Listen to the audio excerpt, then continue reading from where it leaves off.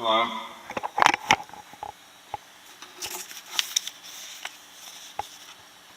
Let me see if I can get this done so it sounds right, because it didn't sound right the last time I did it yesterday.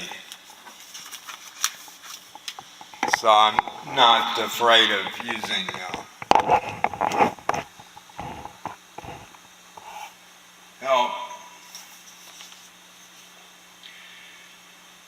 This is the show mission statement opening voiceover for the show about the differences between finance and economics, which are two different things. One, after my study, one being I, and apparently others, could say that finance is finite. The finite money you get into your household, where you're supposed to always save more than you spend, and pay your taxes on time and your rent on time, and that's somehow supposed to be just automatic, because for the working guy, 3 weeks and you're not paying things on time. For others, checks come in the mail 30 days, 90 days, 2 years after some investment. And they can pay their bills. But nowadays, for the working people, there's no way to stay ahead of the increases in the rent.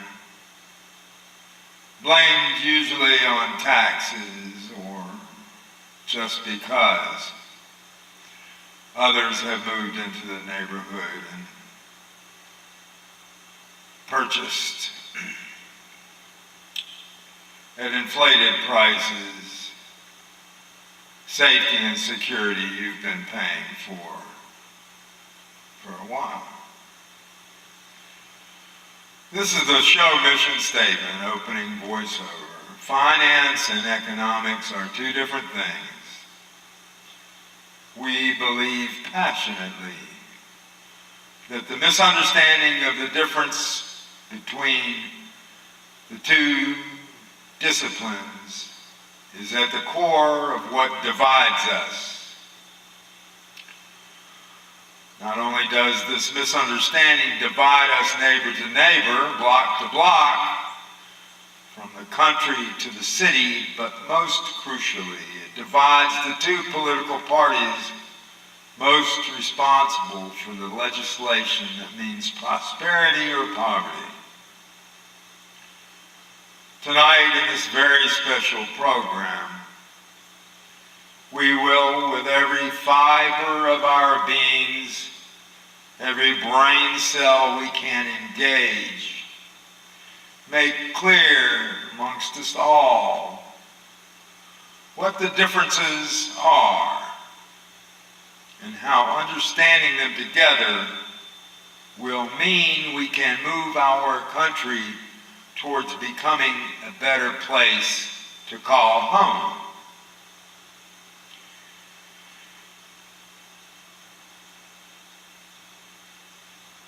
So I believe after my studies that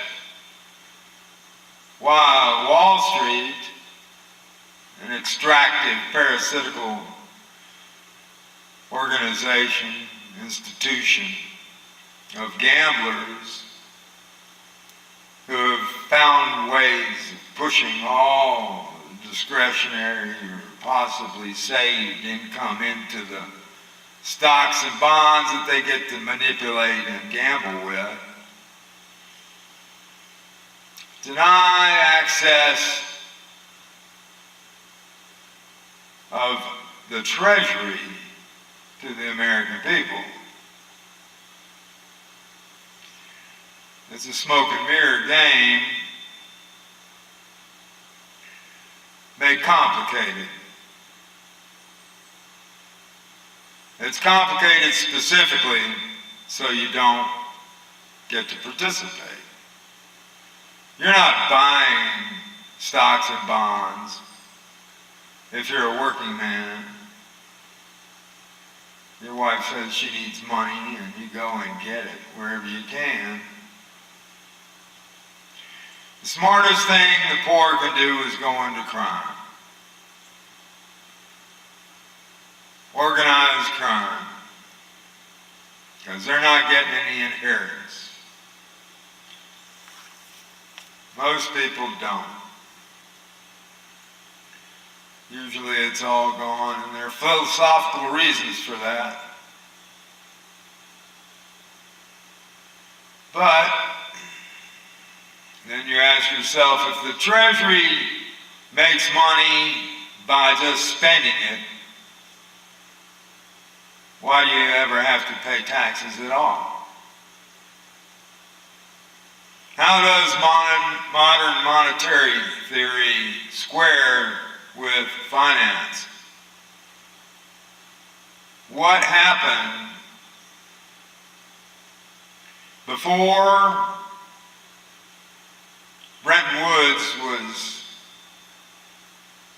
tossed out by Nixon? And what has happened afterwards? Why do we have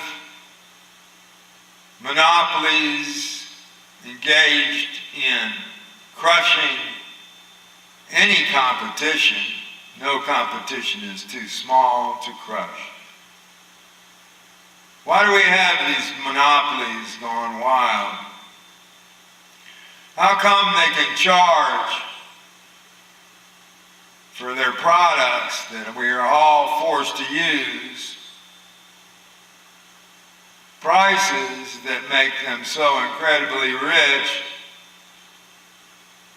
they can challenge the sovereignty of the nation? Why do we allow these things to happen? Who benefits? Is it all really just paid off? Sure does look like it. The ideal of America as a just nation where working hard and doing the right thing mean that you can provide for your family and yourself after you're worn out is unattainable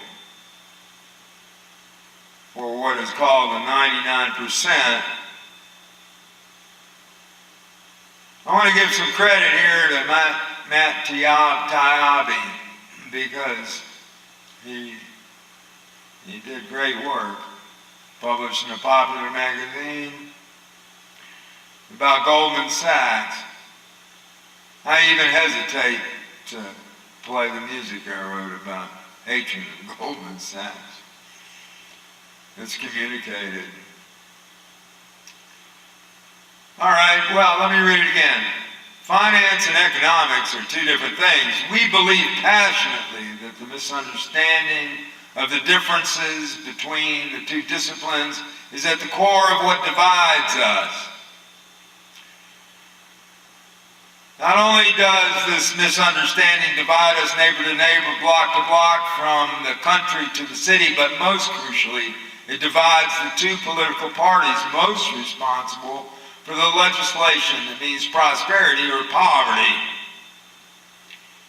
Tonight in this very special program, we will, with every fiber of our beings, every brain cell we can engage, make clear amongst us all what the differences are and how understanding them together will mean we can move our country towards becoming a better place to call home.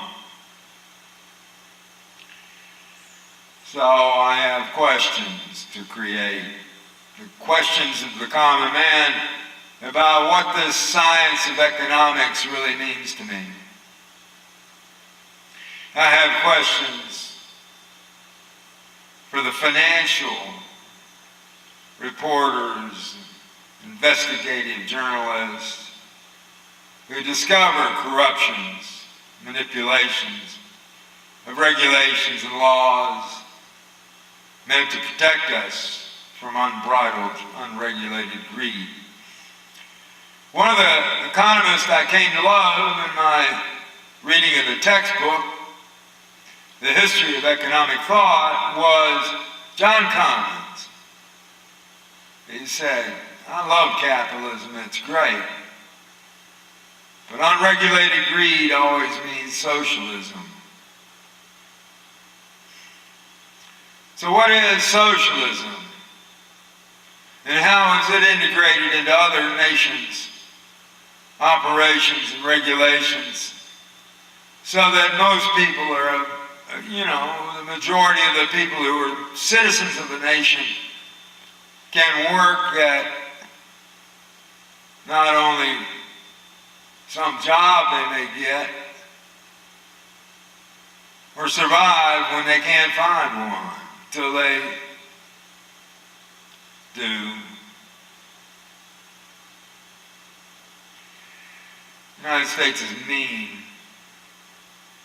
angry and mean. It doesn't have to be that way, and we don't have to be divided by misunderstandings.